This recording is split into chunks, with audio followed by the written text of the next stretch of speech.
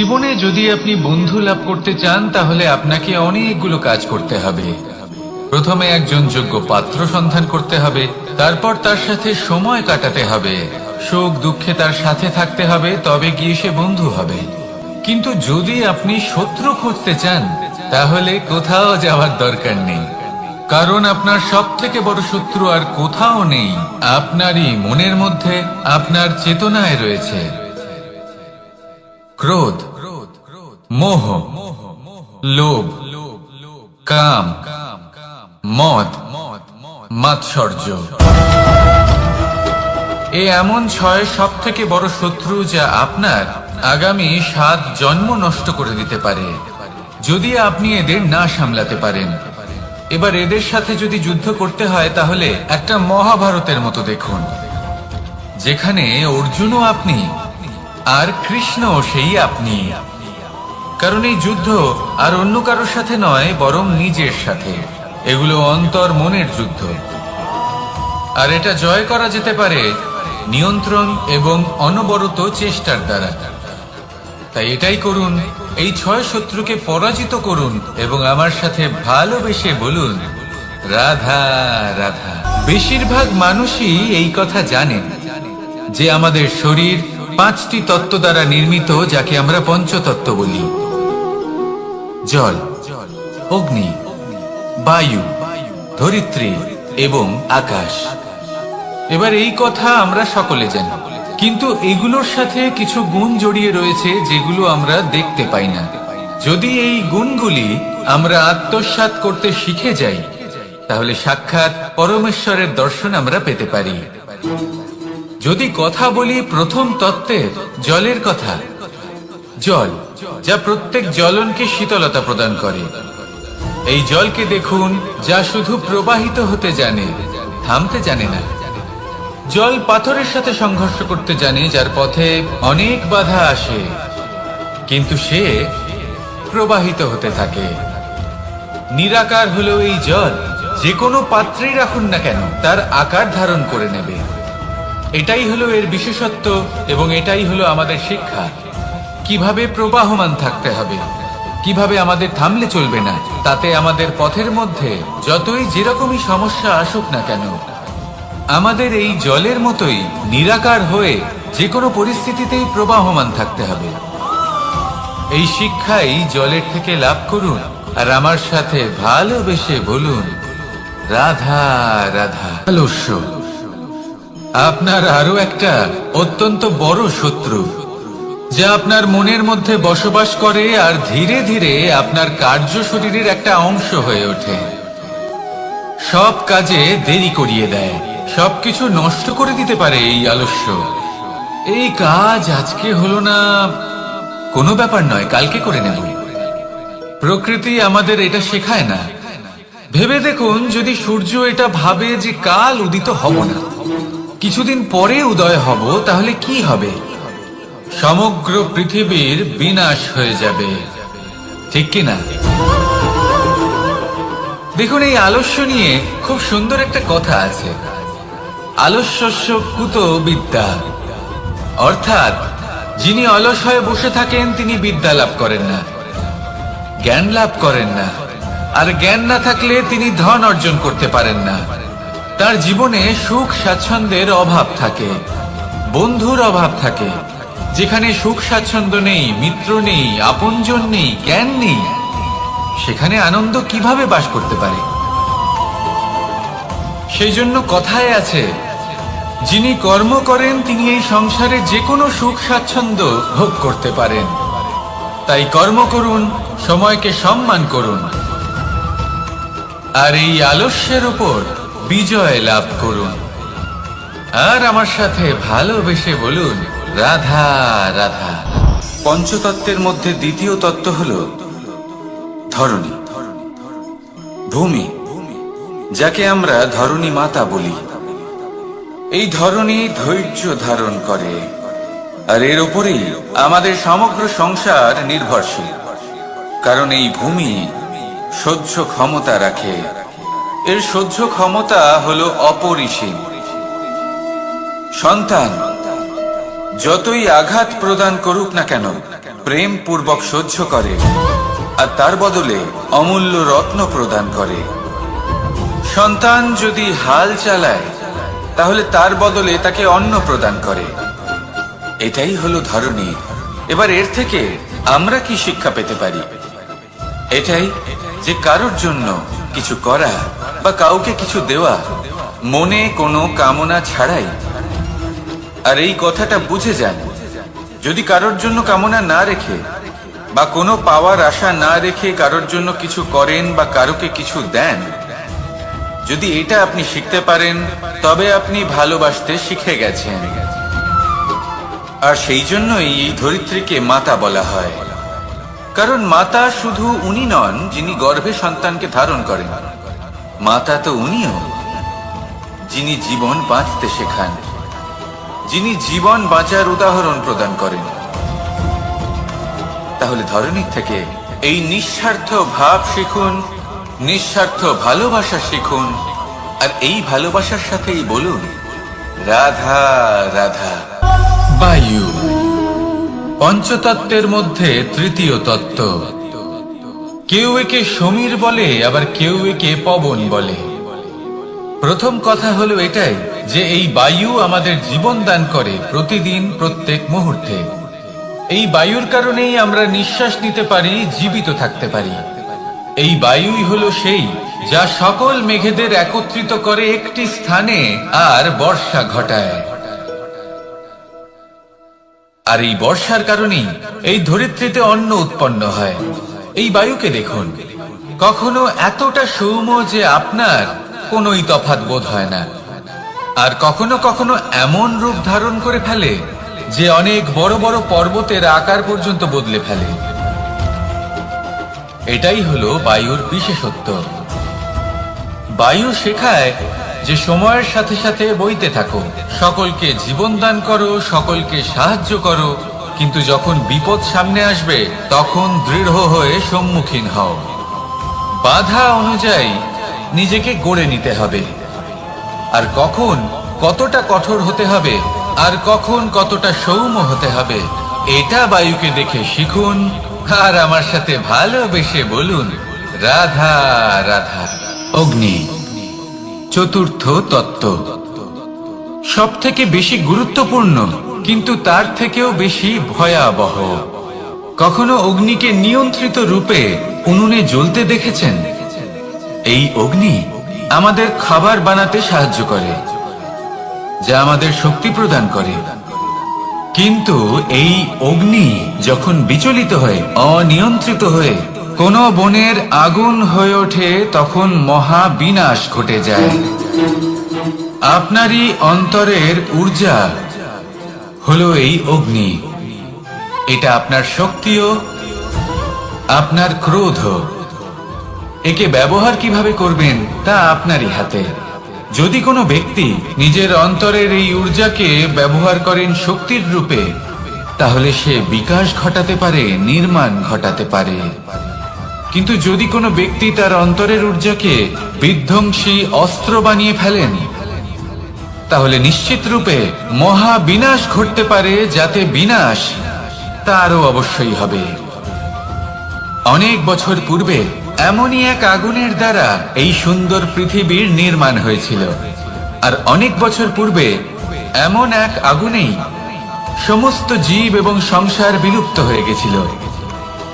এবার আপনি আপনার অন্তরের ঊর্জা দ্বারা বিনাশ ঘটাতে চান নাকি নির্মাণ ঘটাতে চান, সেই সিদ্ধান্ত আপনারই। আসুন আমার সাথে ভালোবেসে বলুন রাধা রাধা। পঞ্চম তত্ত্ব, আকাশ নব ব্যোম। আসলে কোনো ভ্রম নাকি সত্য? ভ্রম তো হতে পারে না, কারণ ভ্রমের মধ্যে কেউ বাঁচতেই পারে না। আর যদি সত্য হয় তাহলে এতটাই বিশাল যে আমাদের চোখের থেকে, আমাদের ইন্দ্রিয়ের থেকে, আমাদের মস্তিষ্কের থেকে, আমাদের চিন্তা ভাবনার থেকেও অনেক ঊর্ধ্বে, যাকে আমরা বুঝতেই পারি না। এটা যতটাই বিশাল আকার ঠিক ততটাই সরল। এই আকাশ যতই অন্ধকারাচ্ছন্ন ততটাই আলোর প্রকাশ প্রদান করে থাকে। দেখতে গেলে এ হলো জীবনের সঞ্চালক, কিন্তু যদি ক্রুদ্ধ হয়ে যায় তাহলে প্রাণ কেড়ে নিতেও দ্বিধা বোধ করে না। এই আকাশ শুধুমাত্র পৃথিবী লোক নয়, বরং এই সমগ্র ব্রহ্মাণ্ডকে, এই সমগ্র সৃষ্টিকে, এর প্রত্যেকটা তারাকে, প্রত্যেকটা গ্রহকে একটা বিশেষ স্থান প্রদান করে। এর নিজের কোনোই অস্তিত্ব নেই, কিন্তু সকলকে অস্তিত্ব প্রদান করে। এটাই হলো এই আকাশের মাহাত্ম্য। এই আকাশে হলো মাহাত্ম্যের প্রতিরূপ, যা আমাদের ভাবনা দ্বারা উৎপন্ন হয়। আপনিও আকাশের মতো এই বোধকে আপন করে নিন। আপনার জীবনও আকাশের মতন মহান এবং বিশাল হয়ে উঠবে। আর তখনই মন সুপ্রসন্ন হয়ে বলবে, রাধা রাধা। কাম তৃতীয় পুরুষার্থ। এবার অধিকাংশ মানুষই কাম বলতে বিলাসিতা, বাসনা, লালসা মনে করে ফেলে। আসলে এমন কিছুই নয়। কামের বাস্তবিক অর্থ কি? কামের বাস্তবিক অর্থ হল কামনা। প্রতিটা ব্যক্তি, প্রতিটা মানুষ, প্রতিটা জীব এই সংসারে কোনো না কোনো বিশেষ কারণে আসে। সেই কারণকে পূর্ণ করার জন্য কর্ম করাকে কাম বলে। এখন সেটা সবার জন্য ভিন্ন হতে পারে। কারোর কাছে সেটা জ্ঞান অর্জন করা হতে পারে, আবার কারোর কাছে নির্মাণ করা হতে পারে। কারোর জন্য পরিবারকে সঞ্চালন করা হতে পারে, আবার কারোর জন্য এই সংসার থেকে পাপ দূর করা হতে পারে। কিন্তু সব থেকে গুরুত্বপূর্ণ হলো যে মানুষ যেন নিজের কর্ম ঠিক করে করে, সম্পূর্ণ যত্ন নিয়ে করে। তৃতীয় পুরুষার্থ মানে এই কাম। এটার অনুচিত অর্থ নিজেকে বোঝানো মানেই সমগ্র জীবনকে অর্থহীন করে দেওয়া। তাই প্রেম দ্বারা আপনার এই সংসারে আসার কারণটাকে অনুসন্ধান করুন, আর এই প্রেমের সাথেই বলুন, রাধা রাধা। এবার এই পুরুষার্থের বিষয়ে আপনারা অবশ্যই শুনেছেন, মোক্ষ, চতুর্থ পুরুষার্থ। আপনারা কি জানেন এই মোক্ষ আসলে কি? ধর্ম, অর্থ, কামনার পালন করতে করতে মৃত্যু লাভ করা, এটাই কি মোক্ষ? না, মোক্ষ হলো সেটাই যা জন্ম এবং মৃত্যুর ঊর্ধ্বে। প্রত্যেক ব্যক্তি, প্রত্যেক জীবই সংসারে কোনো না কোনো বিশেষ প্রয়োজনে আসে। ধর্মপথে, সৎপথে অর্থ উপার্জন করা, প্রয়োজনকে পূর্ণ করার চেষ্টা করতে করতে সেই প্রয়োজনকে পূর্ণ করা তাকে মুক্তির পথে নিয়ে যায়, যা হলো মোক্ষ। যদি এই মোক্ষ লাভ না হয় তাহলে মানুষ জন্ম এবং মৃত্যুর এই চক্রে বারবার ফিরে আসবে। তাই নিঃস্বার্থভাবে সদ্ভাব নিয়ে কর্ম করুন, সকলকে ভালোবাসুন, আর আমার সাথে বলুন, রাধা রাধা। মানুষ বড়ই বিচিত্র প্রাণী। অধিক থেকে অধিকতর ধন লাভ করার চেষ্টায় নিজের শরীরকে নষ্ট করে ফেলেন, নিজের শক্তি হারিয়ে ফেলেন, নিজের সামর্থ্য হারিয়ে ফেলেন। আর যে ধন লাভ করেন সেটা কোথায় যায়? সেই শক্তি, সেই সামর্থ্যকে আবার ফিরে পাওয়ার জন্য। আর কিছু মানুষ জীবন এমন ভাবে যাপন করেন যেন তা কখনোই শেষ হবে না, কিন্তু শেষ তো সবারই হবে। আর যখনই শেষটা কাছে চলে আসে তখন মানুষ এটা বুঝতে পারেন যে সে জীবনকে উপভোগ করেননি। তার কারণটা কি? লালসা। এই লালসা জন্ম দেয় লোভকে, আর এই লোভ জন্ম দেয় আপনারই বিনাশকে। সেই জন্য আজ আপনার কাছে যা কিছু আছে, যেমনটা আছে, তার সাথে জীবন যাপন করুন, পূর্ণরূপে যাপন করুন। আপনার কাছে যতই ধন, শক্তি, মান থাকুক, তা সবার মধ্যে ভাগ করতে শিখুন। ভাগ করলে ভালোবাসা বাড়ে, আর এই ভালোবাসা দ্বারা জীবন আরো সুখময় হয়ে ওঠে। তাহলে আসুন আর আমার সাথে ভালোবেসে বলুন, রাধা রাধা। মন, জীবনে যখনই কোনো বস্তু বা সুখ স্বাচ্ছন্দ্য অধিক মাত্রায় আপনার কাছে চলে আসে, তখন নিজেকে শ্রেষ্ঠ মনে করার একটা প্রবণতা দেখা যায়, যা হয় আত্মবিশ্বাসে পরিণত হয়, নয়তো অহংকারে। এবার আত্মবিশ্বাস আর অহংকারের মধ্যে অনেক বড় পার্থক্য রয়েছে। আমি এটা করতে পারি, আমি ওটাও করতে পারি, এ হলো আত্মবিশ্বাস। শুধুমাত্র আমি এটা করতে পারি, শুধুমাত্র আমি ওটাও করতে পারি, আমি হলাম সর্বশ্রেষ্ঠ, এটা হলো অহংকার। এবার এই অহংকার এর ধ্বনি অনেক দূর প্রবাহিত হয়, আর এর প্রহার সর্বপ্রথম আপনাকে বিপর্যস্ত করে। এবার এই অহংকার এর বিপরীত শব্দ হলো বিনয়, অর্থাৎ নিজের ঊর্ধ্বে উঠে অন্যের বিষয় ভাবনা চিন্তা করা, সংসারের বিষয় ভাবা। এই বিনয়ী হবার চেষ্টা করুন, একের থেকে অনেক হওয়ার চেষ্টা করুন এবং একসাথে থাকার চেষ্টা করুন। নিশ্চিত রূপেই আপনি বিকাশের কারণ হবেন। মত্ততা থেকে নিজেকে দূরে রাখুন, অহংকার থেকে নিজেকে দূরে রাখুন। এই মন প্রসন্ন হয়ে বলবে রাধা রাধা। জীবনে যখন কোনো ব্যক্তি নিজের লক্ষ্য প্রাপ্তির জন্য নিরন্তর পরিশ্রম করতে থাকেন, চেষ্টা করতে থাকেন, তখন তিনি কষ্ট অনুভব করেন, কখনো শারীরিক কষ্ট, কখনো মানসিক কষ্ট। এবার উনি এটা ভাবতে থাকেন যে আমি কি উচিত করছি নাকি অনুচিত করছি। কারণ অন্যদিকে এমন একজন ব্যক্তিও আছেন যিনি একদমই পরিশ্রম চেষ্টা করছেন না। তিনি মদিরা পান করেন, বিলাসিতায় জীবন কাটান, অলস প্রকৃতির হয়ে ওঠেন, নিদ্রাতে বিলীন হয়ে থাকেন আর ভাবেন যে তিনি সুখ লাভ করছেন। কিন্তু এরকম কেন হয়? কারণ যখন আমরা সৎ পথে থাকি, উচিত পথে চলি, লক্ষ্য প্রাপ্ত করার জন্য চেষ্টা করতে থাকি, তখন আমাদের ভেতরে থাকা নেতিবাচক শক্তি এবং পাপ এই দেহকে ত্যাগ করে দেয়। আর এই অনুভূতিটাই আমাদের দুঃখের অনুভূতি দেয়, কষ্ট দেয়। এবার সেখানে যদি আমরা কুপথে চলি, অনুচিত পথে চলতে থাকি, তাহলে আমাদের ভেতরে থাকা পুণ্য এবং ধনাত্মক শক্তি আমাদের দেহ ত্যাগ করে দেয়। আর এই অনুভূতির কারণেই আমরা সুখ অনুভব করি। কিন্তু কখনো ভাববেন যে এই সুখ বেশি সময় পর্যন্ত থাকে না। সেই জন্য সবসময় মনে রাখবেন, যদি আপনি জানেন যে এটাই আপনার লক্ষ্য, এটাই উচিত পথ, শুভ পথ, তাতে নিরন্তরভাবে এগিয়ে যেতে চেষ্টা করতে থাকুন। এই কষ্ট আপনাকে সুখের পরাকাষ্ঠায় কখন পৌঁছে দেবে তা আপনি জানতেই পারবেন না। আসুন আমার সাথে ভালোবেসে বলুন রাধা রাধা। ঈর্ষা আমাদেরই মনে বসবাস করা আরো একটা শত্রু। তবে এই শত্রু কখনো কখনো আমাদের জন্য লাভদায়কও হতে পারে, কিন্তু যদি আমরা সতর্ক না থাকি তাহলে সেটা ততটাই ঘাতক হয়ে উঠতে পারে। যদি আপনার কোনো প্রতিদ্বন্দ্বী থেকে থাকে যে এগিয়ে চলেছে, তাকে দেখে আপনার মনে ঈর্ষা উৎপন্ন হয়, আর ঈর্ষাবশত আপনি নিরন্তর চেষ্টা করতে থাকেন, পরিশ্রম করতে থাকেন সামনে এগোনোর জন্য, তাহলে তার দ্বারা আপনার বিকাশই হবে। কিন্তু যদি আপনি নিজের বিরোধীকে শেষ করতে দেওয়ার জন্য অগ্রসর হন, তাকে বিনাশ করার জন্য অগ্রসর হন, তাহলে এই ঈর্ষা প্রথমে আপনার বিনাশ অবশ্যই করবে। একটা কথা আছে, এটা পশু প্রবৃত্তি, আপনি শুধুই নিজের বিকাশের কথা ভাববেন। তিনিই হলেন প্রকৃত মানুষ, যিনি অন্য মানুষের জন্য প্রাণও দিতে পারেন। এই ঈর্ষা যদি আপনাকে বিকাশের পথে নিয়ে যেতে পারে তাহলে খুবই ভালো।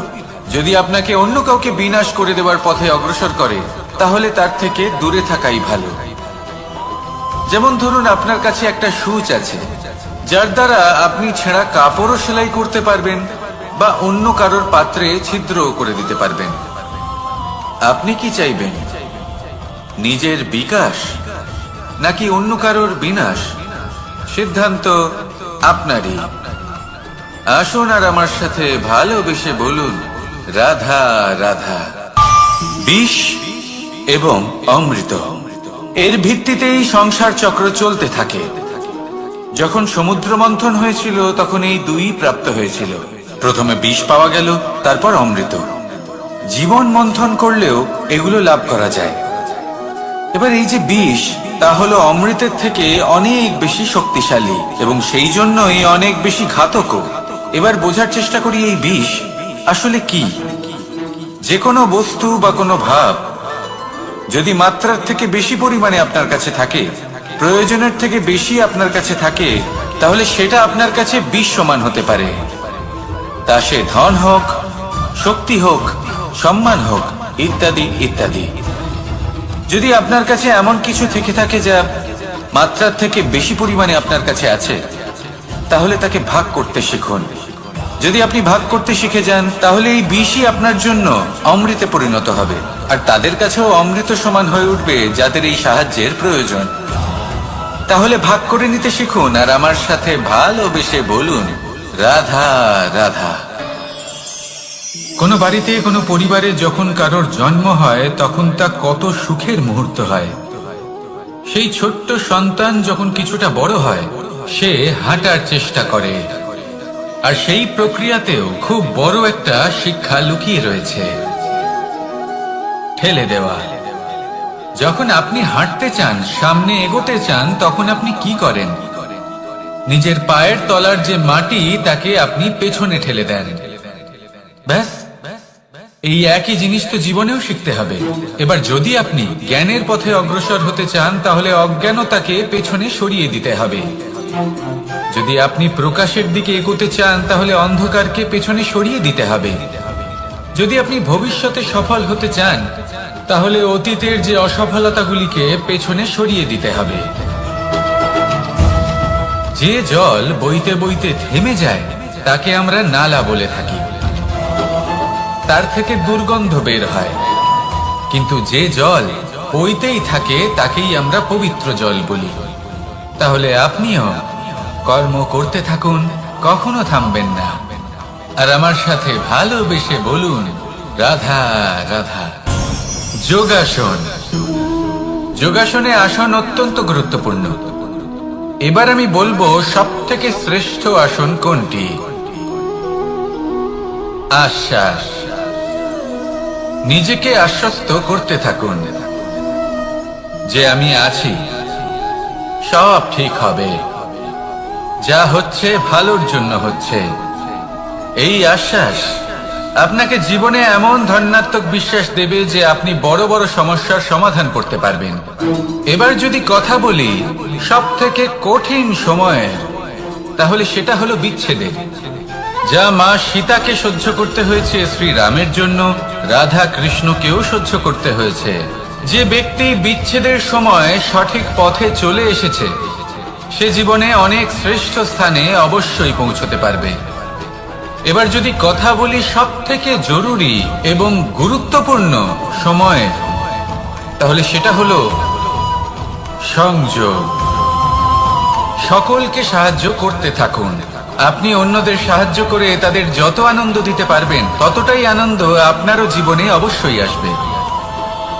আসুন আর আমার সাথে ভালোবেসে বলুন, রাধা রাধা। কামবোধ, এটাই আপনার অন্তরের প্রথম শত্রু।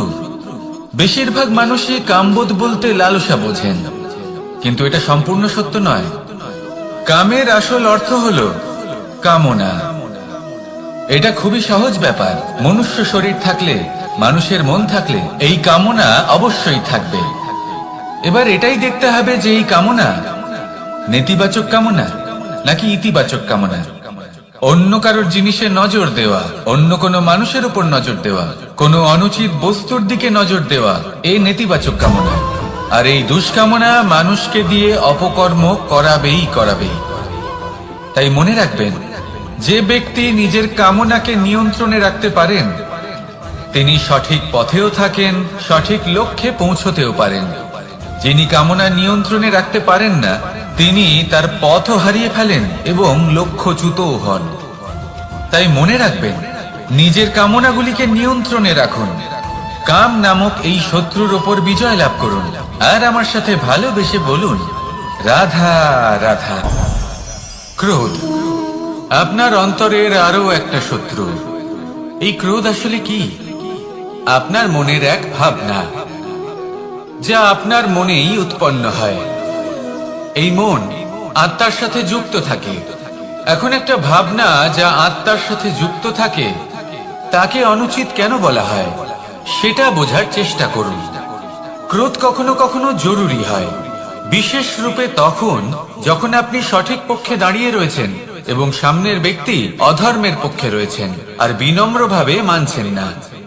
যেমন শ্রীরাম ক্রুদ্ধ হয়েছিলেন সাগরের ওপর, ওটা উচিত ছিল, আর তা ততক্ষণই উচিত যতক্ষণ আপনি ক্রোধকে নিয়ন্ত্রণ করছেন। যদি ক্রোধ আপনাকে নিয়ন্ত্রণ করতে শুরু করে তাহলে পরিস্থিতি এমনও হতে পারে, ধরুন একজন ব্যক্তির প্রতি ক্রোধের কারণে আপনি তার ক্ষতি করতে চান। আপনি একটা কয়লা হাতে নিলেন, আর সেই কয়লা সামনের ব্যক্তির ক্ষতি করার পূর্বে আপনার হাত জ্বালিয়ে দেবে। ব্যাস, ক্রোধ এটাই করে, সর্বপ্রথম আপনার ক্ষতি করে, আপনার বিবেক হরণ করে নেয়, আপনি আপনার নিয়ন্ত্রণ হারিয়ে ফেলেন আর সবকিছু নষ্ট হয়ে যায়। বেশিরভাগ মানুষ ক্রোধে এমন সিদ্ধান্ত নেন যে সেটা তাদেরই বিনাশের কারণ হয়ে দাঁড়ায়। আর কিছু মানুষ বলেন যে আমাদের জীবনে এত যন্ত্রণা আছে, এত সংকট আছে যে ক্রোধ উৎপন্ন হবেই। আর এরকম সময় এটাই উচিত হবে যে আপনি নিজেকে ক্রোধের থেকে দূরে রাখুন আর তারপর সমস্যার নিবারণ করুন। আর এই নিবারণই আপনার জীবনকে একটা শ্রেষ্ঠ স্তরে পৌঁছে দেবে। তাহলে ক্রোধ থেকে দূরে থাকুন, সুপ্রসন্ন থাকুন, আর আমার সাথে ভালোবেসে বলুন রাধা রাধা। লোভ আপনার অন্তরের আরো একটা শত্রু। দেখতে গেলে এটা একটা শব্দ, একটা সংস্কৃত শব্দ, লব ধাতু থেকে উৎপন্ন হয়েছে। এর অর্থ কিছু লাভ করা। কিছু লাভ করা অনুচিত নয়, আরো কিছু লাভ করাও অনুচিত নয়, কিন্তু সব থেকে বেশি আমি লাভ করব, আমি আরো চাই, আরো বেশি চাই, আরো বেশি পেতে চাই, এটাই হলো লোভ। আর এই লোভ যখন গ্রাস করে তখন আপনি যা পেতে চান, সে ধনই হোক বা মানই হোক, তা অর্জন করার জন্য মানুষ যে কোনো স্তরে পৌঁছে যেতে পারে। যদি মানুষ ধন অর্জন করতে চান তাহলে তার জন্য তারা অধর্মের পথেও চলতে পারেন। যদি সম্মান অর্জন করতে চান তাহলে অন্য মানুষকে ছোটও করতে পারেন। শেষ পর্যন্ত আপনার এটা মনে হতে পারে যে যদি একটু অল্পই প্রাপ্ত করতাম কিন্তু ভালোবেসে প্রাপ্ত করতাম, এই জীবন আরো অনেক বেশি সুখী হতো। লোভ আপনার জীবনে, আপনার মনে কখন যে প্রবেশ করবে সেটা আপনি জানতেও পারবেন না। তাই এটা চিনতে শিখুন আর তৎক্ষণাৎ জীবন থেকে বাইরে ফেলে দিন। যা কিছু লাভ করতে চান তা ভালোবেসে লাভ করুন, আর সেই ভালোবাসার সাথেই বলুন রাধা রাধা। মোহ আপনার অন্তরের আরো একটা শত্রু। এবার মানুষ প্রেম আর মোহের মধ্যে পার্থক্য বুঝতে পারে না। কিছু মানুষ ভাবে যে মোহর মধ্যে খারাপ কি আছে। যদি কোনো মানুষের তার বাবা মার প্রতি, তার সন্তানের প্রতি মোহ থাকে তবে খারাপ কি আছে? খারাপ আছে, আর সেটা তাদের জন্য খারাপ হতে পারে যাদের প্রতি আপনার এই মোহ আছে। এবার মোহ আর প্রেমের মধ্যে পার্থক্য আপনাকে বোঝাচ্ছি। মোহ শুধুমাত্র পেতে চায়, সেখানে প্রেম শুধুমাত্র দিতে শেখায়। এই দুই পরিস্থিতিতেই আপনার হাত প্রসারিত থাকে। মোহের ক্ষেত্রে কোনো বস্তু বা কোনো ব্যক্তিকে লাভ করার জন্য, আর প্রেমে শুধুই প্রদান করার জন্য। মোহর বশে আপনার পায়ে বাঁধন পড়ে যেতে পারে। যদি মাতা পিতার তার সন্তানের প্রতি মোহ থাকে তাহলে তারা তাদের সন্তানকে কখনো দুঃখে, চিন্তায়, যন্ত্রণায় দেখতেই পারবে না। সেই জন্য তারা সন্তানকে বেঁধে রাখতে চান একটা সুরক্ষিত ক্ষেত্রে, যেখান থেকে না তারা সংসারকে দেখতে পায়, না পরখ করতে পারে, না কিছু শিখতে পারে, না বিকট পরিস্থিতির সম্মুখীন হতে পারে। ঠিক যে কারণে তারা দুর্বল হয়ে পড়ে, অজ্ঞানী হয়ে ওঠে। তাদের বিকাশ সেখানেই স্তব্ধ হয়ে যায়, আর সেখানে প্রেম শুধুমাত্র বিকাশের পথে নিয়ে যায়। মা বাবা যদি সন্তানকে ভালোবাসেন তাহলে তাকে ছেড়ে দেন যে যাও সংসারকে দেখো, পরখ করো আর শেখো। কিভাবে এর সাথে লড়াই করতে হবে সেটা নিজে শেখো। নিজের শক্তি নিজেই বাড়িয়ে তোলো, নিজের পথ চয়ন করো। সেই জন্য এই মোহর শিকল ভেঙে ফেলুন আর প্রেমকে আপন করে নিন। আর এই প্রেম দ্বারাই বলুন রাধা রাধা।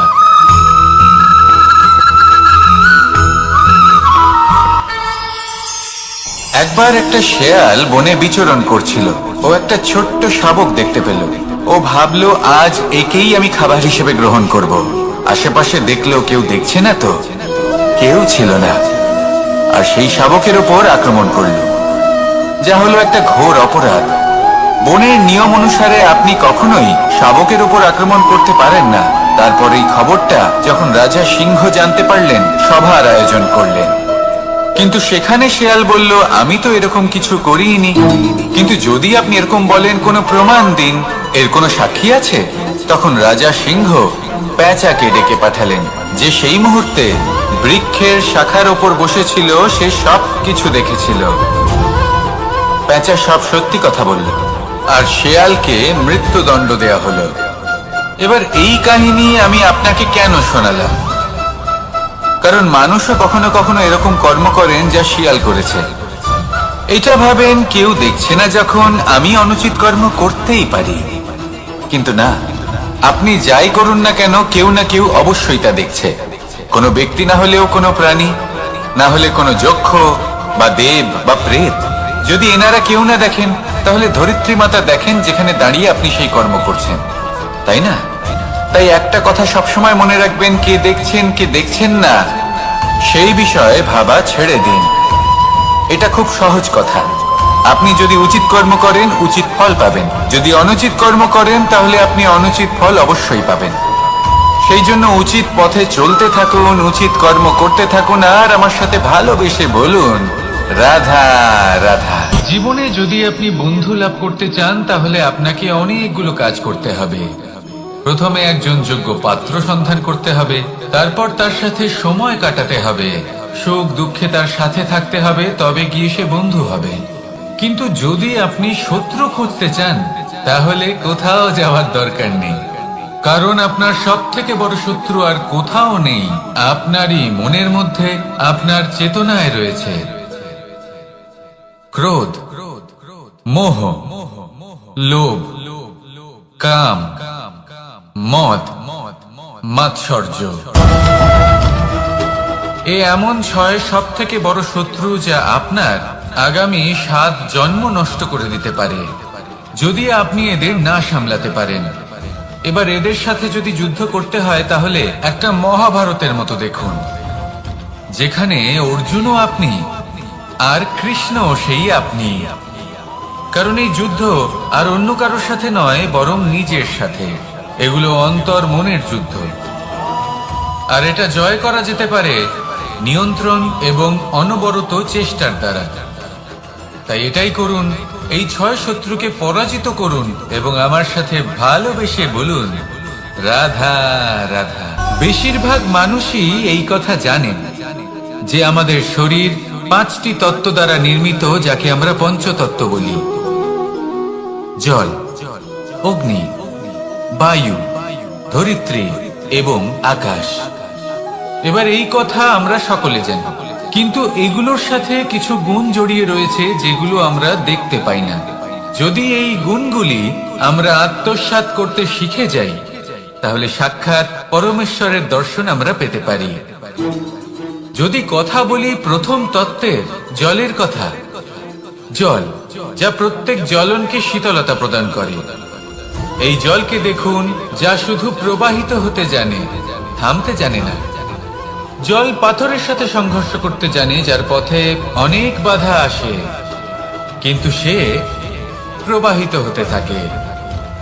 নিরাকার হলো এই জল, যে কোনো পাত্রেই রাখুন না কেন, তার আকার ধারণ করে নেবে। এটাই হলো এর বিশেষত্ব, এবং এটাই হলো আমাদের শিক্ষা। কিভাবে প্রবাহমান থাকতে হবে, কিভাবে আমাদের থামলে চলবে না, তাতে আমাদের পথের মধ্যে যতই যেরকমই সমস্যা আসুক না কেন, আমাদের এই জলের মতোই নিরাকার হয়ে যে কোনো পরিস্থিতিতেই প্রবাহমান থাকতে হবে। এই শিক্ষাই জলের থেকে লাভ করুন, আর আমার সাথে ভালোবেসে বলুন, রাধা রাধা। আলস্য আপনার আরো একটা অত্যন্ত বড় শত্রু, যা আপনার মনের মধ্যে বসবাস করে আর ধীরে ধীরে আপনার কার্য শরীরের একটা অংশ হয়ে ওঠে। সব কাজে দেরি করিয়ে দেয়, সবকিছু নষ্ট করে দিতে পারে এই আলস্য। এই কাজ আজকে হলো না, কোনো ব্যাপার নয়, কালকে করে নেব। প্রকৃতি আমাদের এটা শেখায় না। ভেবে দেখুন, যদি সূর্য এটা ভাবে যে কাল উদিত হব না, কিছুদিন পরে উদয় হব, তাহলে কি হবে? সমগ্র পৃথিবীর বিনাশ হয়ে যাবে, ঠিক কিনা? দেখুন, এই আলস্য নিয়ে খুব সুন্দর একটা কথা আছে, আলস্যস্য কুত বিদ্যা। অর্থাৎ যিনি অলস হয়ে বসে থাকেন তিনি বিদ্যা লাভ করেন না, জ্ঞান লাভ করেন না, আর জ্ঞান না থাকলে তিনি ধন অর্জন করতে পারেন না। তার জীবনে সুখ স্বাচ্ছন্দ্যের অভাব থাকে, বন্ধুর অভাব থাকে। যেখানে সুখ স্বাচ্ছন্দ্য নেই, মিত্র নেই, আপনজন নেই, জ্ঞান নেই, সেখানে আনন্দ কিভাবে বাস করতে পারে? সেই জন্য কথায় আছে, যিনি কর্ম করেন তিনি এই সংসারে যে কোনো সুখ স্বাচ্ছন্দ্য ভোগ করতে পারেন। তাই কর্ম করুন, সময়কে সম্মান করুন,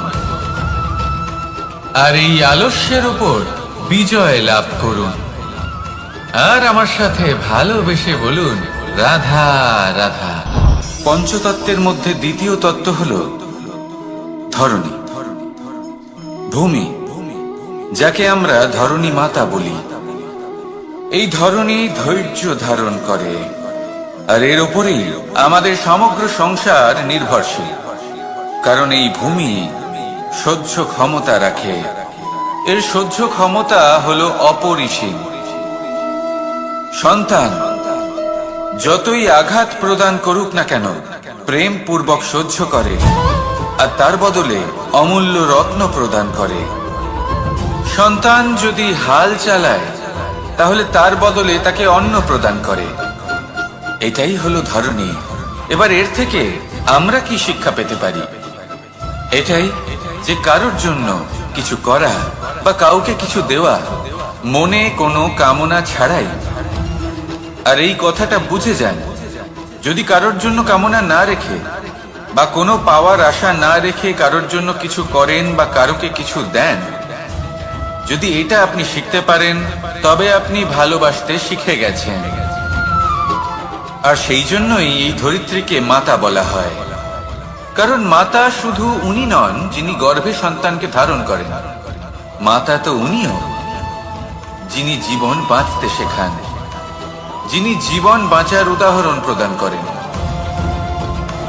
তাহলে ধরণীর থেকে এই নিঃস্বার্থ ভাব শিখুন, নিঃস্বার্থ ভালোবাসা শিখুন, আর এই ভালোবাসার সাথেই বলুন, রাধা রাধা। বায়ু পঞ্চতত্ত্বের মধ্যে তৃতীয় তত্ত্ব। কেউ একে সমীর বলে, আবার কেউ একে পবন বলে। প্রথম কথা হলো এটাই যে এই বায়ু আমাদের জীবন দান করে প্রতিদিন, প্রত্যেক মুহূর্তে। এই বায়ুর কারণেই আমরা নিঃশ্বাস নিতে পারি, জীবিত থাকতে পারি। এই বায়ুই হলো সেই যা সকল মেঘেদের একত্রিত করে একটি স্থানে আর বর্ষা ঘটায়। আর এই বর্ষার কারণেই এই ধরিত্রীতে অন্ন উৎপন্ন হয়। এই বায়ুকে দেখুন, কখনো এতটা সৌম্য যে আপনার কোনোই তফাৎ বোধ হয় না, আর কখনো কখনো এমন রূপ ধারণ করে ফেলে যে অনেক বড় বড় পর্বতের আকার পর্যন্ত বদলে ফেলে। এটাই হলো বায়ুর বিশেষত্ব। বায়ু শেখায় যে সময়ের সাথে সাথে বইতে থাকো, সকলকে জীবন দান করো, সকলকে সাহায্য করো, কিন্তু যখন বিপদ সামনে আসবে তখন দৃঢ় হয়ে সম্মুখীন হও। বাধা অনুযায়ী নিজেকে গড়ে নিতে হবে, আর কখন কতটা কঠোর হতে হবে আর কখন কতটা সৌম্য হতে হবে, এটা বায়ুকে দেখে শিখুন। আর আমার সাথে ভালোবেসে বলুন, রাধা রাধা। অগ্নি চতুর্থ তত্ত্ব, সব থেকে বেশি গুরুত্বপূর্ণ কিন্তু তার থেকেও বেশি ভয়াবহ। কখনো অগ্নিকে নিয়ন্ত্রিত রূপে উনুনে জ্বলতে দেখেছেন? এই অগ্নি আমাদের খাবার বানাতে সাহায্য করে, যা আমাদের শক্তি প্রদান করে। কিন্তু এই অগ্নি যখন বিচলিত হয়ে, অনিয়ন্ত্রিত হয়ে কোন বনের আগুন হয়ে ওঠে, তখন মহা বিনাশ ঘটে যায়। আপনারই অন্তরের ঊর্জা হলো এই অগ্নি। এটা আপনার শক্তিও, আপনার ক্রোধ। একে ব্যবহার কিভাবে করবেন তা আপনারই হাতে। যদি কোনো ব্যক্তি নিজের অন্তরের এই ঊর্জাকে ব্যবহার করেন শক্তির রূপে, তাহলে সে বিকাশ ঘটাতে পারে দুঃখ কি, ভয় কি, এদের কিছুটা এইভাবে ভাবা যেতে পারে। জীবনে যখনই আপনি কিছু একটা লাভ করবেন, তখন সেটা হারানোর ভয় তার সাথেই চলে আসে। যেমন আপনি যদি ধন অর্জন করেন, ধন হারানোর ভয় তার সাথেই চলে আসে। সম্পত্তি অর্জন করলে সেটা লুট হবার ভয় তার সাথেই চলে আসে। আর এটা জীবনের সাথেও হয়। যেই মুহূর্তে আপনি জন্ম নেন, মৃত্যুর ভয় তার সাথেই চলে আসে। জন্ম না নিলে মৃত্যু কিভাবে হবে? মৃত্যুর ভয় কোথা থেকে আসবে? এবার এই ভয় কি সেটা আপনাকে বুঝিয়ে বলি। এই ভয় যদি মনের মধ্যে থাকে, জীবনে থাকে, তাহলে যা কিছু লাভ করবেন, সুখ, সম্পত্তি, সুবিধা, ধন, এইগুলি লাভ করার একটা আনন্দ থাকে, এদের সাথে জীবনযাপন করার একটা আনন্দ থাকে। এই ভয় সেই আনন্দ আপনার থেকে কেড়ে নেয়। ধরে নিন কাল আপনার মৃত্যু হতে চলেছে। এবার কালকের মৃত্যুর ভয় আজই মনে পুষে রাখলে, তাহলে এই ভয় আজকের সুখ, আজকের শান্তি আপনার থেকে কেড়ে নেবে। ভয় এটাই করে। সেই জন্য মনে রাখবেন, ভয়ের সঙ্গ আপনি ত্যাগ করে দিলে জীবন যাপনের যে সুখ তা চিরকাল আপনার সাথে থাকবে। আসুন আর আমার সাথে ভালোবেসে বলুন, রাধা রাধা।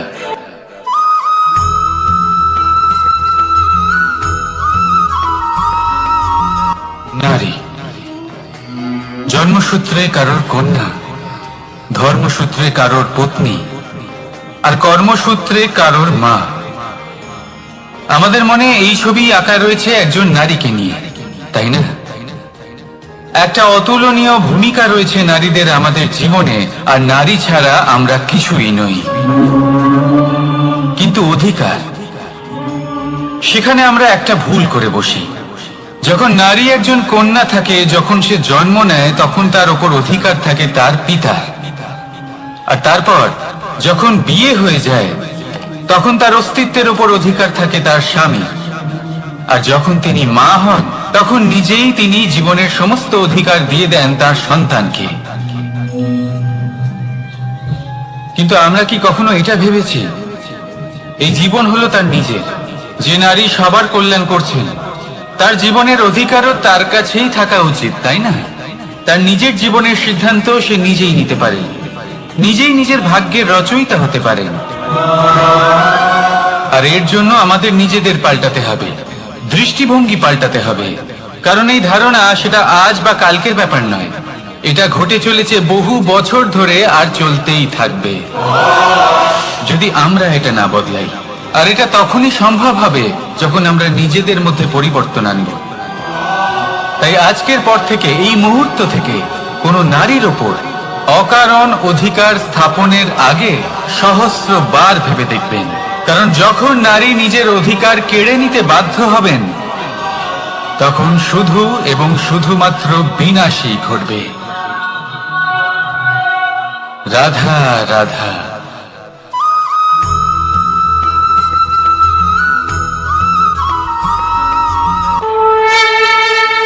দুঃখ এমন এক অনুভূতি যেটা আমরা চাই বা না চাই, আমাদের জীবনে এটা অবশ্যই আসবে। আমাদের মনকে বিব্রত করে তুলবে, আমাদের মনকে বিচলিত করে তুলবে। কখনো ভেবে দেখেছেন এই দুঃখ আমাদের জীবনে কেন আসে, কিভাবে আসে? যদি আপনি মন দিয়ে চিন্তা করেন, তাহলে আপনি বুঝতে পারবেন যে এই দুঃখের অনুভূতি পরিস্থিতির থেকে বেশি মানসিকতার থেকে বেশি আশেপাশের লোকজনের সাথে জড়িয়ে। কারণ আশেপাশের লোকজনেরাই আপনার জন্য পরিস্থিতি তৈরি করেন, যা ভালোও হতে পারে আবার খারাপ। আপনার আশেপাশের লোকজনেরাই আপনার মানসিকতাকে প্রভাবিত করে, হয় তাকে ভালো করে অথবা খারাপ করে। আমাদের জীবনের অর্ধেক দুঃখ এই কারণে যে আমরা তাদের উপরে আশা রাখি যাদের উপরে কোনো আশা রাখা উচিত নয়, আর অর্ধেক দুঃখ এই কারণে যে আমরা তাদের উপরে সন্দেহ করি যাদের উপর সেটা করা উচিত নয়। তাৎপর্য এটাই যে মানুষকে চেনার চেষ্টা করতে থাকুন। যেদিন আপনি এটা বুঝে যাবেন যে কে সুজন আর কে দুর্জন, সেই দিন এই দুঃখ আপনার জীবন থেকে দূরে কোথাও চলে যাবে। রাধা রাধা।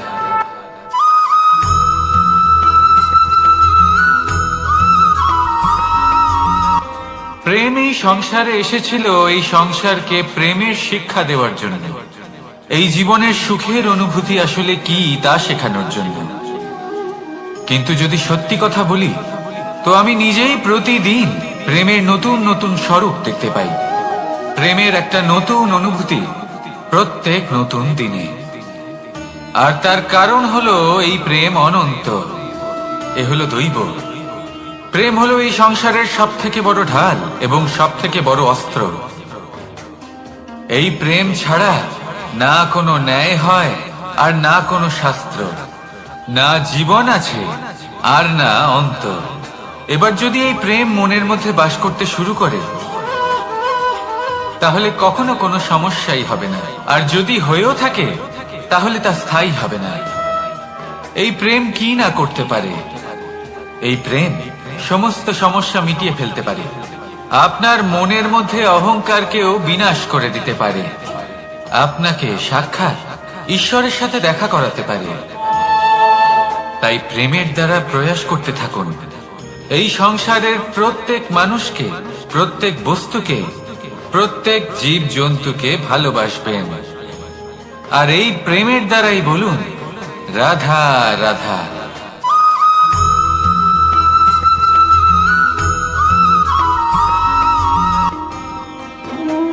কর্ম, ধর্ম আর কর্তব্য, এই তিনটি একে অপরের সাথে জড়িত। আর অনেক সময় এই তিনটি পালন করতে করতে আমাদের সেই ব্যক্তির সামনে গিয়ে দাঁড়াতে হয়, তার বিরুদ্ধেই যেতে হয়, যাকে আমরা সব থেকে বেশি ভালোবাসি। কিন্তু সেইখানে এই যুদ্ধ কোনো ব্যক্তিগত যুদ্ধ থাকে না, এ হলো কর্ম, ধর্ম আর কর্তব্যের যুদ্ধ। এটা সরল নয়, অত্যন্ত কঠিন হয় তার সম্মুখীন হওয়া যাকে আমরা সব থেকে বেশি সম্মান করি। কিন্তু আমাদের তো আমাদের ধর্মের পথে চলতেই হবে, কারণ আমরা কর্মবদ্ধ, কর্তব্যবদ্ধ, আর এটাই করা উচিত।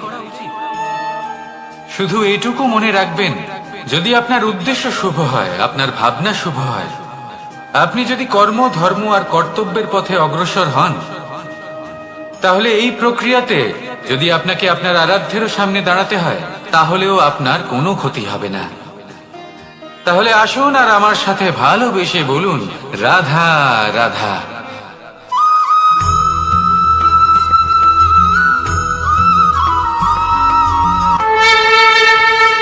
আপনি কি কখনো কোনো জলের ধারা দেখেছেন? তার সামনে যতই মাটি থাকুক না কেন, যতই কাদা থাকুক না কেন, যখন এই জলের ধারা বইতে আরম্ভ করে দেয়, তখন এই কাদাকে নিজেই ধুয়ে নিয়ে যায়। ওই কাদাকে ধুয়ে দেয় এবং নিজের পথ নিজেই তৈরি করে নেয়। তাহলে আপনিও এরকম জলের মতো হয়ে উঠুন। যদি হয়ে উঠতে পারেন, তাহলে নিজের মনে, নিজের ভাবনার, নিজের জীবনের যত অনাবশ্যক তত্ত্ব আছে, অনুপযোগী অংশ রয়েছে, অর্থাৎ অপরিষ্কার অংশ রয়েছে, তা নিজে থেকেই নির্মল হয়ে উঠবে। আর যেরকম জলের ধারা কখনো থেমে থাকে না, সব সময় বয়ে চলে, সেইভাবে আপনিও কখনোই থামবেন না। সব সময় বয়ে চলুন, এগোতে থাকুন। পথে যদি অনেক বিপদ আসে, সমস্যা আসে, থামবেন না, তার উপর নিরন্তর প্রহার করুন, নিরন্তর প্রয়াস করুন আর অগ্রসর হন। আপনি ভেবে দেখুন, এই জলের ধারা কখনো থেমে থাকে না, সবসময় বয়ে চলে, বিপদের সম্মুখীন হয়ে তাকে সাথে বয়ে নিয়ে চলে। সেই জন্য জলের ধারা, প্রবাহমান এই ধারা, এর থেকে কখনো দুর্গন্ধ আসে না, এতে কখনো ময়লা জমতে পারে না, বরং পালিত হয় সুন্দর প্রাণবন্ত জীবজন্তু, যেমন সুন্দর ছোট মাছ। তাই আপনিও এটাই করুন, কখনো থামবেন না, শুধু চলতে থাকুন, জলের ধারার মতো বইতে থাকুন। আপনি আপনার লক্ষ্য অবশ্যই খুঁজে পাবেন, আর তার সাথে নিজের অন্তরের যে মালিন্য রয়েছে, তা আপনি নিজেই নিজের থেকে দূরে করে দেবেন। তাহলে আসুন আর আমার সাথে ভালোবেসে বলুন রাধা রাধা।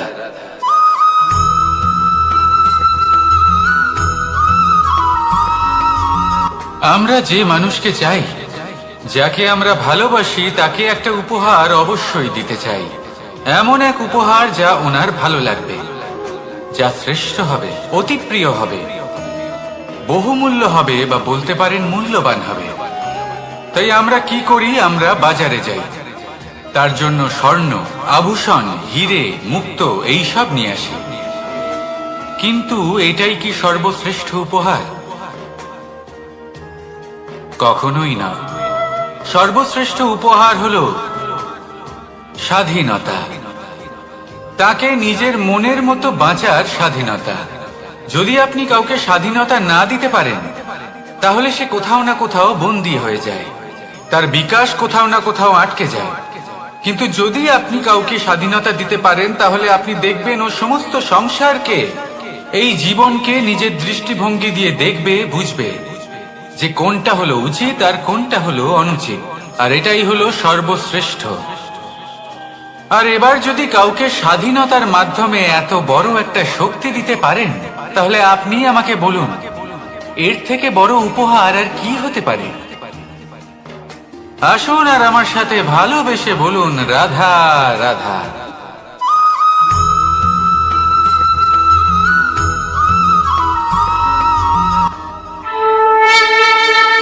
এই সংসারে আমাদের জীবনের সবথেকে বড় দোষ কি আপনি জানেন? কেউ বলবেন লোভ, কেউ বলবেন লালসা, কেউ বলবেন অসত্য। দেখুন, দুঃখের মূল কারণ হলো পরিশ্রম না করা। কিছু মানুষ ভাবেন যে আমি জীবনে কোনো পরিশ্রম করব না, অথচ আমি সবকিছু প্রাপ্ত করতে চাই। আর এমন এক কারণের জন্যই দূতের মতো খেলা আমাদের জীবনে প্রবেশ করার সুযোগ পায়। দূত। এই দূত আসলে কি? দূত অর্থাৎ কোনো পরিশ্রম ছাড়াই অন্য কেউ পরিশ্রম করে যা অর্জন করেছেন, যে সুখ সুবিধা অর্জন করেছেন, তা নিজের জন্য শুধুমাত্র একটা খেলার মাধ্যমে নিজের করে নেওয়ার ইচ্ছে। আর এই ইচ্ছে অত্যন্ত বিনাশকারী হতে পারে। এই ইচ্ছে যদি আপনার বিবেক, আপনার মন, আপনার চেতনা, আপনার ভাবনা প্রবাহিত করে ফেলে, তারপরে আপনি চেষ্টা করতে শুরু করে দেবেন, আর সেইখান থেকেই আপনার পতন শুরু হবে। এই চেষ্টা করবেন যে অন্য কারোর জীবনের সমস্ত ধন, তার সমস্ত জীবন সম্পূর্ণভাবে নিজের করে নেওয়ার। কারণ প্রথমে আশা জাগ্রত হয়, আর এই আশা হতাশায় পরিণত হতে সময় লাগে না। এই হতাশা কুণ্ঠায় পরিণত হতে সময় লাগে না, কুণ্ঠা লোভে পরিণত হতে সময় লাগে না, আর এই লোভ প্রতিশোধ স্পৃহাতে পরিণত হতে সময় লাগে না। আর যখন এই সব কিছু হয়, আপনি দুষ্ট হয়ে যান। আর সবাই জানেন যে প্রত্যেক দুষ্ট ব্যক্তির পতন হলো অবশ্যম্ভাবী। তাই নিজেকে দূতের থেকে দূরে রাখুন আর পরিশ্রমকে নিজের কাছে টেনে নিন। জীবনে আপনার যা যা স্বপ্ন রয়েছে, যা আপনি করতে চান, শুধুই পরিশ্রম দ্বারা অর্জন করুন। তাহলে তাই করুন আর আমার সাথে ভালোবেসে বলুন, তাহলে দুঃখের সময়, তার সংকটের সময় তাকে সঙ্গ দিন আর পাশে এসে দাঁড়ান। এই মন প্রসন্ন হয়ে বলবে, রাধা রাধা।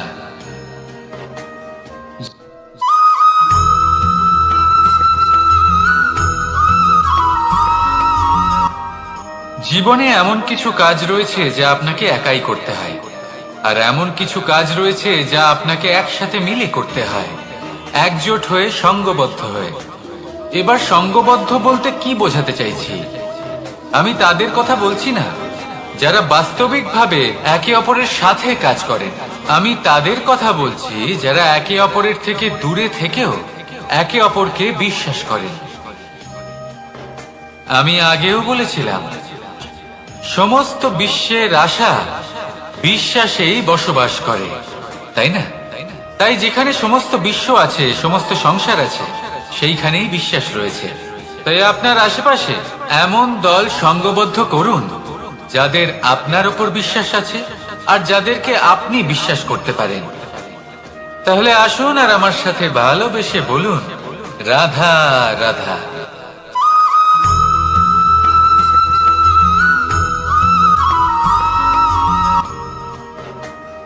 জীবনে সবথেকে বেশি গুরুত্বপূর্ণ বস্তু কি?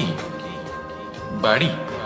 বাহন, সোনা, ধন। যদি আমি সত্যি বলি তাহলে জীবনে সব থেকে বেশি গুরুত্বপূর্ণ বস্তু কোনো বস্তুই নয়। যদি কিছু গুরুত্বপূর্ণ থাকে তাহলে তা হলো অনুভূতি, করুণা, মিত্রতা, মাতৃত্ব, বাৎসল্য, আর সব থেকে বেশি গুরুত্বপূর্ণ ভালোবাসা। নিজেদের এই জীবনে যদি আপনি শুধুমাত্র বস্তুর খেলাতে মেতে থাকেন তাহলে জীবনে আনন্দ কখনোই থাকবে না। নিজের এই জীবনকে অনুভূতির পীঠস্থান বানিয়ে তুলুন। এই মন প্রসন্ন হয়ে বলবে, রাধা রাধা।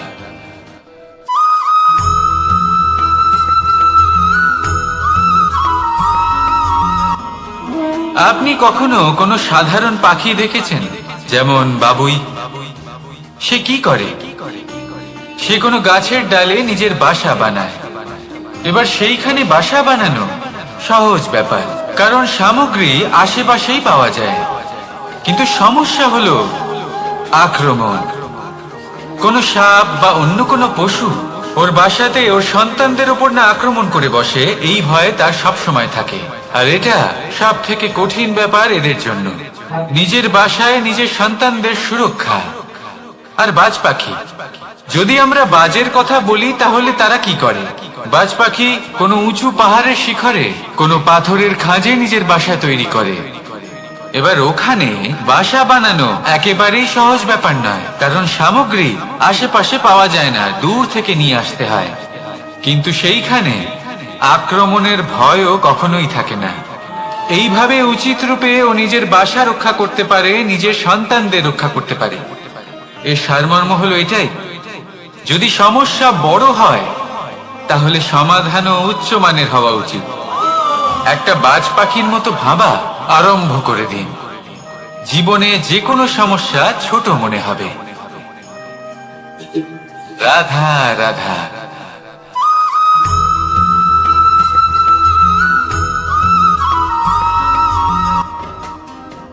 যখনই কোনো ঘূর্ণিঝড় আসে, কোনো প্রলয় আসে, তখন দেখবেন তা কত বৃহৎ প্রভাব ফেলে, কত বড় বিনাশ ঘটায়, বিধ্বংস সৃষ্টি করে।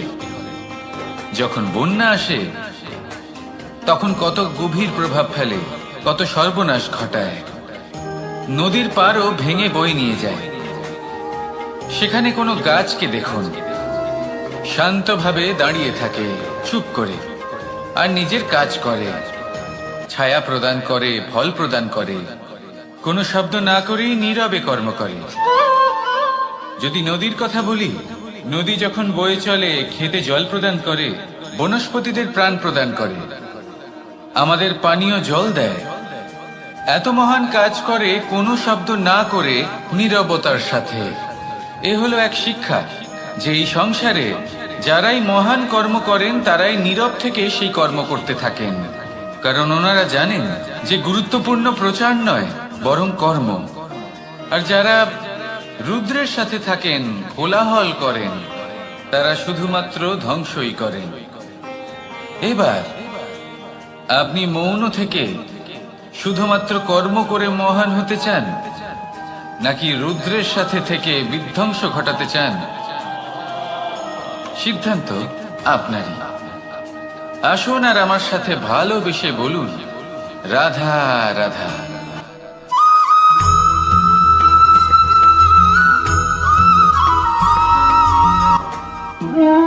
মানুষ জীবনে সবসময় সুখ পেতে চান, কিন্তু এই সুখ এটা আসলে কি? এই সুখের আসল রূপ কি? আমি বলি, সুখের আসলে দুটি রূপ হয়, বাহ্যিক সুখ, আত্মিক সুখ। আর এটা ঠিক তেমনই হয় যেরকম আমাদের শরীরের সাথে জড়িত ছায়া আর আমাদের শরীরের মধ্যে বসবাসকারী আত্মার। যদি ছায়ার কথা ভেবে দেখেন তাহলে বুঝতে পারবেন, আমাদের শোবার সময় ভোরবেলা এই ছায়া অনেক বড় হয়ে যায়। যখন এই সূর্য মাথার উপরে চলে আসে, তার তাপ বেড়ে যায়,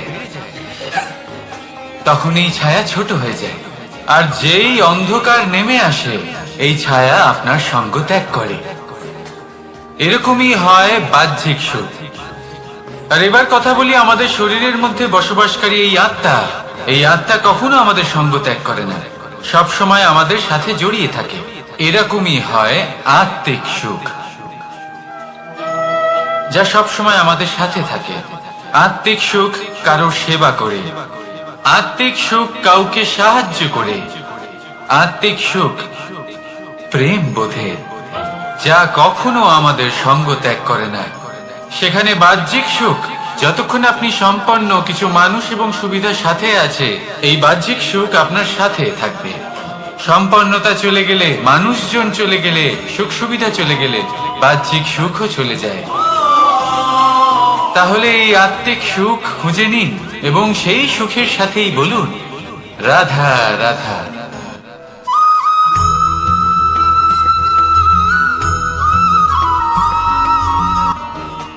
আপনি জীবনে কি হবেন সেটা আপনার পরিশ্রম, আপনার নিরন্তর প্রয়াস আর আপনার নির্বাচিত দিশার উপর নির্ভর করে না। এটা নির্ভর করে আপনার সঙ্গতির উপরেও। এই সঙ্গতি যা হলো অত্যন্ত গুরুত্বপূর্ণ। প্রকৃতিও আমাদের এটাই শেখায় বিভিন্ন উদাহরণ দিয়ে। যদি আপনাকে একটা উদাহরণ দিই, কখনো বাতাসের প্রবাহ লক্ষ্য করবেন। এই বাতাসের প্রবাহ যখন কোনো পুষ্পকে স্পর্শ করে, সেও সুগন্ধে পরিপূর্ণ হয়ে যায়। এই বাতাসের প্রবাহ যখন কোনো নালীর উপর দিয়ে প্রবাহিত হয়, তখন সেও সুগন্ধহীন হয়ে যায়। এই সঙ্গতির প্রভাব যা মানুষকে কোথা থেকে কোথায় নিয়ে যেতে পারে আপনি জানতেও পারবেন না। এ হলো সঙ্গতির প্রভাব, যেখানে চানার সাথে গুড়ও মিশে যেতে পারে। এ হলো সঙ্গতিরই প্রভাব, যেখানে একটা সাধারণ পাথর স্বর্ণের সাথে মিশে গিয়ে একটা রত্নে পরিণত হতে পারে।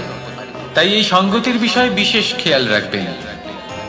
আপনি কার সাথে মিশছেন, কি বলছেন, কি শিখছেন, আপনার অস্তিত্বের উপর তাদের কি প্রভাব পড়ছে সব লক্ষ্য করবেন। আর আমার সাথে ভালোবেসে বলবেন রাধা রাধা।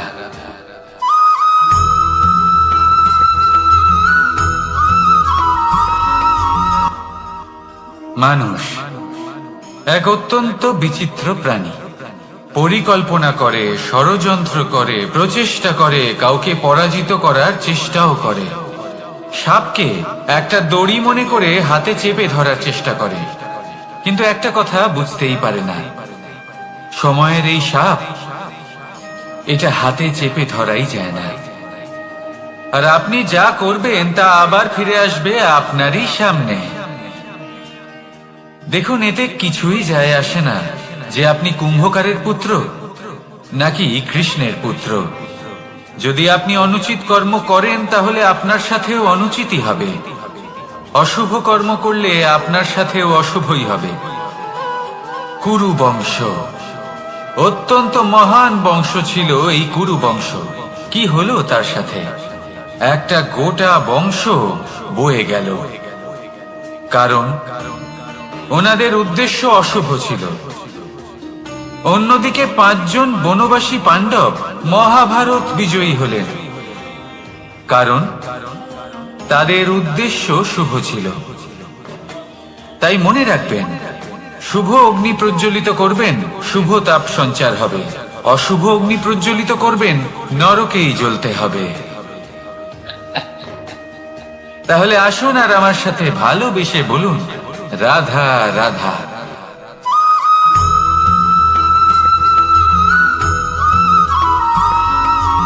অগ্নি চতুর্থ তত্ত্ব, সব থেকে বেশি গুরুত্বপূর্ণ, কিন্তু তার থেকেও বেশি ভয়াবহ। কখনো অগ্নিকে নিয়ন্ত্রিত রূপে উনুনে জ্বলতে দেখেছেন? এই অগ্নি আমাদের খাবার বানাতে সাহায্য করে, যা আমাদের শক্তি প্রদান করে। কিন্তু এই অগ্নি যখন বিচলিত হয়ে, অনিয়ন্ত্রিত হয়ে কোন বনের আগুন হয়ে ওঠে, তখন মহা বিনাশ ঘটে যায়। আপনারই অন্তরের ঊর্জা হলো এই অগ্নি। এটা আপনার শক্তিও, আপনার ক্রোধ। একে ব্যবহার কিভাবে করবেন তা আপনারই হাতে। যদি কোনো ব্যক্তি নিজের অন্তরের এই ঊর্জাকে ব্যবহার করেন শক্তির রূপে, তাহলে সে বিকাশ ঘটাতে পারে, নির্মাণ ঘটাতে পারে। কিন্তু যদি কোনো ব্যক্তি তার অন্তরের ঊর্জাকে বিধ্বংসী অস্ত্র বানিয়ে ফেলেন, তাহলে নিশ্চিত রূপে মহা বিনাশ ঘটতে পারে, যাতে বিনাশ তারও অবশ্যই হবে। অনেক বছর পূর্বে এমনই এক আগুনের দ্বারা এই সুন্দর পৃথিবীর নির্মাণ হয়েছিল, আর অনেক বছর পূর্বে এমন এক আগুনেই সমস্ত জীব এবং সংসার বিলুপ্ত হয়ে গেছিল। এবার আপনি আপনার অন্তরের ঊর্জা দ্বারা বিনাশ ঘটাতে চান নাকি নির্মাণ ঘটাতে চান, সেই সিদ্ধান্ত আপনারই। আসুন আমার সাথে ভালোবেসে বলুন, রাধা রাধা।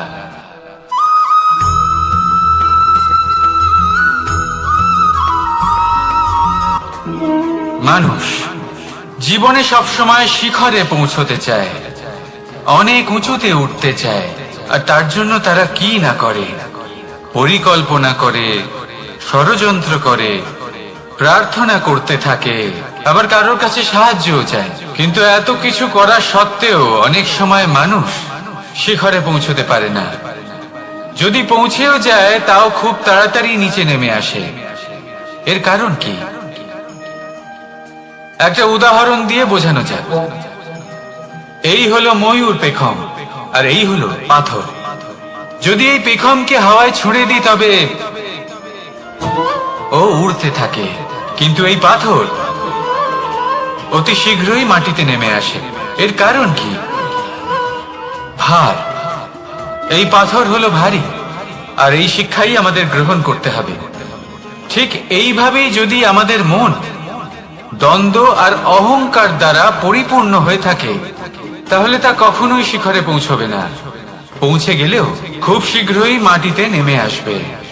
তাই এই মনকে হালকা করতে শিখুন, অহংকারকে, এই হিংসাকে ত্যাগ করুন।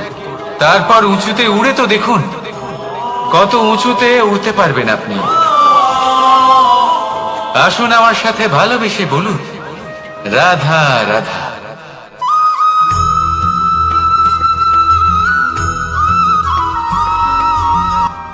কখনো কখনো এমন হয় আমরা আমাদের বাড়ির উঠোনে বীজ বপন করি, আর তা বিকশিত হয় একটা সুন্দর বৃক্ষে।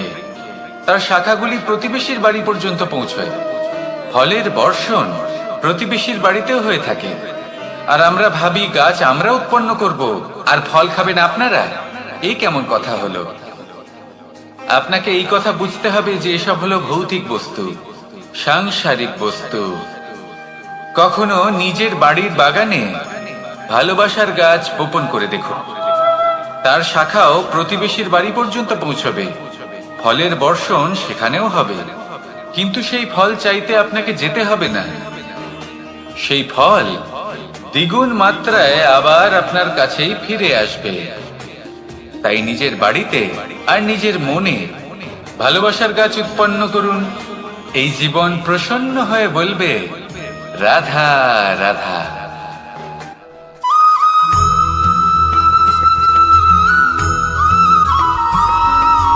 আজ আমি আপনাকে এমন এক গল্প শোনাবো যা আমার নন্দ বাবা আমাকে শুনিয়েছিলেন যখন আমি ছোট ছিলাম। কাহিনী একজন সাধু আর একজন বিছের। একবার এক সাধু নদীর পাড়ে স্নান করছিলেন। উনি দেখলেন যে জলের প্রবাহে একটা বিছে ভেসে যাচ্ছে। তার প্রাণ বাঁচানোর জন্য উনি তাকে তুলে নদীর পাড়ে রাখার চেষ্টা করলেন, কিন্তু যেই সেই বিছেকে উনি হাতে তুললেন, সেই বিছে ওনাকে কামড়ে দিল। সাধু আবার চেষ্টা করলেন, সেই বিছেকে হাতে নেওয়াতে সে আবার তাকে কামড়ে দিল। আরো একবার চেষ্টা করাতে ওনার শিষ্য ওনাকে জিজ্ঞেস করল, এ আপনি কি করছেন গুরুদেব? এসব কি হচ্ছে? আপনি তারই প্রাণ বাঁচানোর চেষ্টা করছেন যে আপনাকে কামড়ে দিচ্ছে। গুরুদেব উত্তর দিলেন, যে ও বিছে হয়েই নিজের কর্ম করছে, নিজের প্রবৃত্তি, নিজের ব্যবহার বদলাচ্ছে না, তাহলে আমি সাধু হয়ে তা কেন বদলাবো? এর তাৎপর্য হলো সরল, যে সংসারে কিছু মানুষ আছেন যারা হয়তো খারাপ, দুষ্ট প্রকৃতির, আর হয়তো তারা কখনোই বদলাবেন না, কখনোই কোনো পরিবর্তন আসবে না। কিন্তু তার মানে এই নয় যে আমরা আমাদের কর্ম করা ছেড়ে দিই, আমরা আমাদের প্রচেষ্টা ছেড়ে দেব। আগে না, আমাদের তো করতেই হবে, কারণ ইতিহাস সাক্ষী আছে যে এই চেষ্টা এই সংসারের ধারাকেও বদলে দিতে পারে। তাহলে আপনিও আসুন আর আমার সাথে ভালোবেসে বলুন, রাধা রাধা।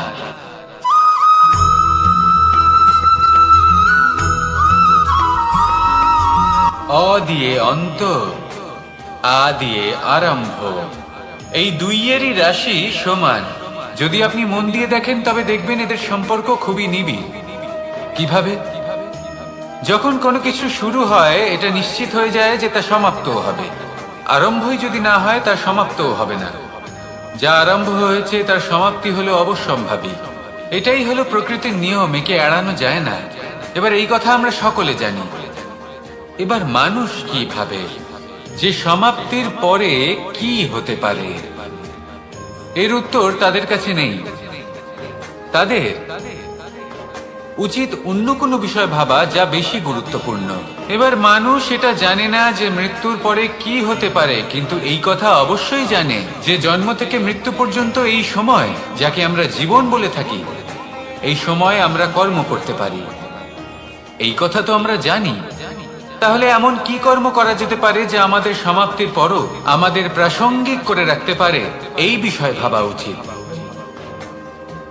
যে জন্মগ্রহণ করেছে তার মৃত্যু হবেই, এটা সাধারণ বিষয়। কিন্তু ইতিহাস আজও সেই সকল মানুষজনকে স্মরণ করেন যাদের এই সংসার তাদের মৃত্যু নয়, বরং তাদের জীবনকালে যে কর্ম তারা করেছেন তার দ্বারা মনে রাখেন। সেই কর্মের কারণে এই সংসারে তাদের নাম, তাদের কর্ম, তাদের ব্যক্তিত্ব, তাদের কীর্তি অমর হয়ে থাকে এবং থাকবে। আপনার কাছে এতটা সময় নেই যতটা আপনার মনে হচ্ছে আপনার কাছে আছে। সেই জন্য যত শীঘ্র সম্ভব শ্রেষ্ঠ কর্ম করুন, যতটা পারবেন ততটা অধিক সুকর্ম করুন। এই সংসারে নিজেকে অমর করে তুলুন আপনার মৃত্যুর পরেও। আর আমার সাথে ভালোবেসে বলুন, রাধা রাধা।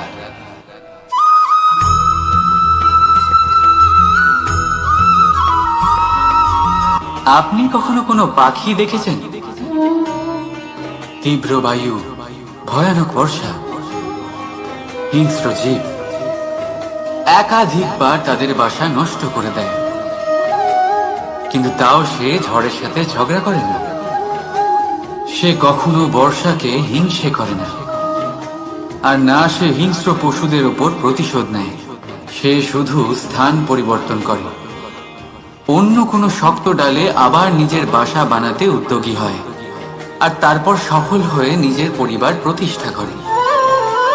আর তারপর কিছু মাসের মধ্যেই তার ছোট সন্তানদের আকাশে ডানা মেলে উড়তে দেখা যায়।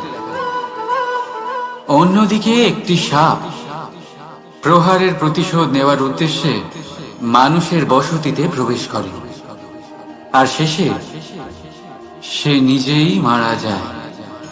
এই শিক্ষাই আমাদের মানুষদের জন্য প্রযোজ্য। প্রতিশোধের আগুনে মানুষ স্বয়ং ভস্ম হয়ে যায়, উত্থান থেকে পতনের দিকে নিয়ে যায়।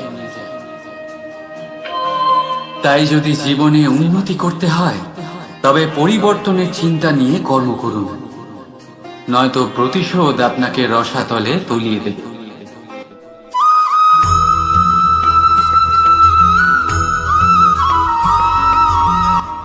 ওমা, এ কি?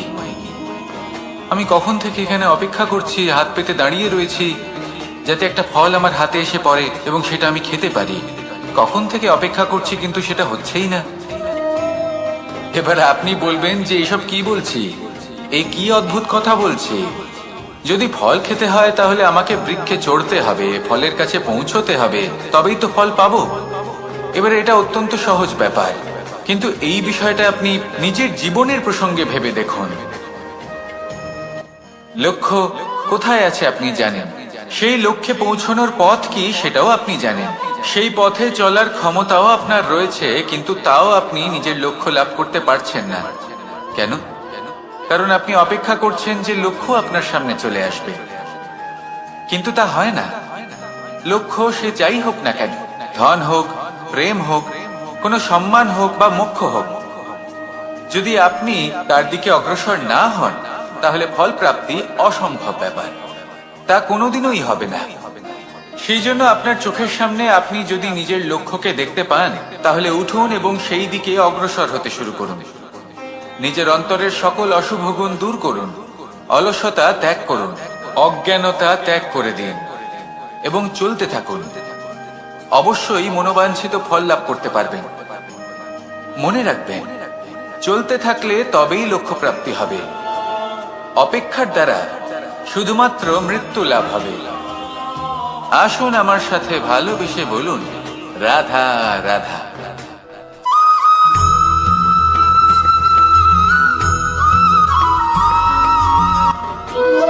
সংসারে সব থেকে কঠিন কাজ কি? কেউ বলবেন পর্বত আরোহণ করা, কেউ বলবেন সাঁতার কাটা, কেউ বলবেন আকাশে ওড়া। কিন্তু বাস্তবে সত্যি কি এগুলি কঠিন? আসলে যদি দেখা যায় তো এগুলি কিছুটা আলাদা। যে কাজ আমরা করতে অভ্যস্ত নই, আমরা তাকে কঠিন ভেবে নিই। যেমন সাঁতার কাটা আলাদা, পাহাড়ে ওঠার কলা আলাদা, আকাশে ওড়ার কলা আলাদা। যেমন কিছু মানুষ গণিত আর বিজ্ঞানকে কঠিন ভেবে নেয়, কিন্তু বাস্তবে এটা সাহিত্যের থেকে কিছুটা ভিন্ন, কঠিন নয়। দেখুন, এই সংসারে কঠিন কিছুই নেই, শুধু একে অপরের থেকে কিছুটা ভিন্ন। যেমন কোনো মানুষ হন, সম্পর্ক হোক, কারোর চিন্তাধারা বা বিচার বুদ্ধি হোক, কখনো কখনো আমরা বুঝতে পারি না, কারণ আমাদের চিন্তাধারা ও বিচার বুদ্ধির থেকে সেগুলি আলাদা। কিন্তু যদি এটা বুঝে নেওয়া যায় যে সেটা কঠিন নয়, একটু ভিন্ন মাত্র, তাহলে অনেক সম্পর্ক বাঁচানো যেতে পারে।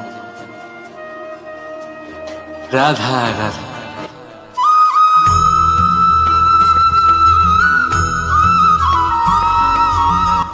পাখি কখন জন্ম নেয়, কখন উড়তে শেখে, কখন বাসা বানাতে শেখে, কখন নিজের মৃত্যু লাভ করে, এসব আমাদের মধ্যে কেউ জানি না।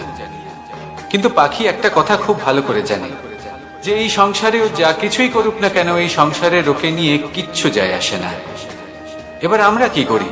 কোনো কাজ করার আগে আমরা এটা ভাবি যে এই সংসার যদি আমাকে দেখে ফেলে, তাহলে কে জানে এই সংসার কি ভাববে, আমার প্রতিচ্ছবি কেমন তৈরি হবে কে জানে, কে জানে কি হবে আদি ইত্যাদি। এই সব ভাবনায় আমরা মগ্ন হয়ে যাই। কিছুটা এমন ভাবে মগ্ন হই যে বর্তমানের কর্মের এই জীবনের যাত্রাপথে সেই সময়ের আনন্দ উপভোগ করতে ভুলে যাই। এবার দেখুন একটা পাখি কি করে, ওর কর্ম হলো গান গেয়ে চলা। ওই পাখি গেয়ে চলে, কেউ ওর গান শুনুক বা না শুনুক, কেউ আদৌ শুনছে কিনা সেই বিষয়টা নিয়ে সেই পাখির কিছুই যায় আসে না। সেই পাখি নিজের কর্ম করতে থাকে। হয়তো সেই জন্যই আপনি কখনো কোনো পাখিকে কাঁদতে দেখবেন না। এরকমই আপনাকে নিজেকে গড়ে তুলতে হবে। প্রথমে নিজেকে জিজ্ঞেস করুন, এই যে কর্ম আমি করতে চলেছি সেটা কি উচিত? যদি আপনার মনে হয় সেটা উচিত, তাহলে সেটা প্রমাণ করুন। এটা ভাববেন না যে এই সংসার কি ভাববে। আসুন আর আমার সাথে ভালোবেসে বলুন, রাধা রাধা।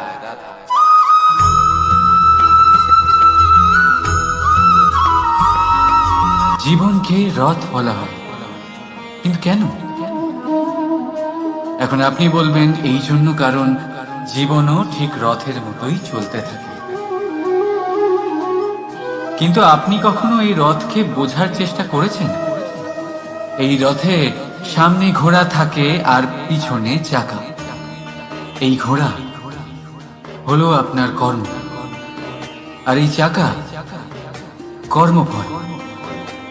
এই ঘোড়া যেখানেই যায়, রথের চাকাগুলি সেখানেই এগোতে থাকে। যদি আপনার ঘোড়া অর্থাৎ আপনার কর্ম শুভ সহজ পথে চলে, তাহলে আপনার যাত্রাও আনন্দময় হবে। যদি কুকর্মের খারাপ পথে চলেন, তাহলে আপনার যাত্রা খানা খন্দ দিয়ে ভরে যাবে। আপনার কর্মগুলিকে ঘোড়ার মতো নিয়ন্ত্রণে রাখুন। ফলের চাকা সর্বদাই আপনাকে মধুর পরিণামই দেবে। রাধা রাধা।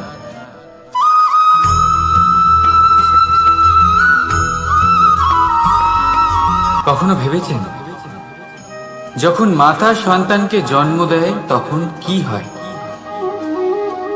9 মাস গর্ভে ধারণ, প্রসবের তীব্র যন্ত্রণা, যে যন্ত্রণা এতটাই ভয়ানক হয় যে মনে হয় সন্তানের জন্মের সাথে মাতারও এক নতুন জন্ম হচ্ছে।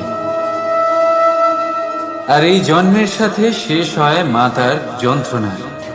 কিন্তু যদি আপনি আপনার দৃষ্টিভঙ্গি পাল্টে দেখেন, তাহলে আপনি বুঝতে পারবেন যে এই যন্ত্রণার অন্ত এক অপার আনন্দের প্রারম্ভ সন্তানে, আর সন্তান মাতা পিতার জন্য সুখের প্রারম্ভ। জীবনের সাথে এটাই হয়। আমরা কখনো কখনো কোনো সম্পর্ক বা পরিস্থিতির যন্ত্রণার অন্তের জন্য এত বিচলিত হয়ে যাই যে সেই আনন্দের প্রারম্ভ আমরা দেখতেই পাই না। মনে রাখবেন, যন্ত্রণা আনন্দের প্রারম্ভের লক্ষণ মাত্র। রাধা রাধা।